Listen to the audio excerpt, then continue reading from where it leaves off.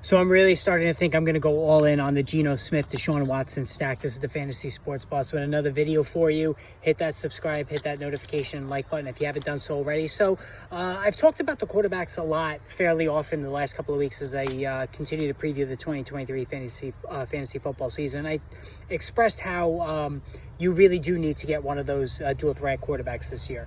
And the era of the Tom Brady's, the Matthew Staffords, even the Aaron Rodgers, guys who well, I know Rodgers ran in the past, not so much now. And Jared Goff, you can throw him in there as well. Derek Carr. The era of using one-dimensional quarterbacks in fantasy is over. So no longer am I one, and I have subscribed to this in the past, of waiting to draft your quarterback. You know, ordinarily I would, over the years, Matt Ryan, Tony Romo, guys who were very effective QB1s that you can get later in the draft. But now you really do need to one of those 10 or so dual threat quarterbacks. So, you know, I had spoken about how Trevor Lawrence was really the guy I was zeroing in on for the Jacksonville Jaguars for a number of reasons.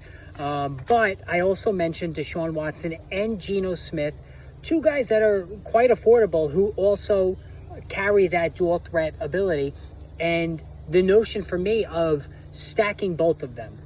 All right, you could get Deshaun Watson right now in about the 5th or the 6th round. Geno Smith, 6th or 7th round. So if you use your first, 4 picks, 5 picks on receivers, running backs, tight ends, and then you take Deshaun Watson and Geno Smith, you have a very, very, very good pairing that you can interchange throughout the course of the season. And what I also like to do is look ahead to the playoffs. And this even clinches it even more for me. So if you look at the Cleveland Browns fantasy football playoff schedule, and I know that's putting the cart before the horse, but you should always look at what quarterback you might be drafting, what their playoff schedule could look like. Now, if you look at the Cleveland Brown playoff schedule, for the wild card round, they are home against the Chicago Bears. Chicago Bears defense was one of the worst units in the NFL last season, so that is a plus matchup for Deshaun Watson. And then the following week, Christmas Eve, they're traveling to Houston to take on the Texans, and the Texans had one of the worst defenses in the NFL last season. So those are two great matchups for Deshaun Watson in the playoffs. And then the Fantasy Football Championship on a Thursday night, the Browns will be taking on the Jets, which is not a good matchup.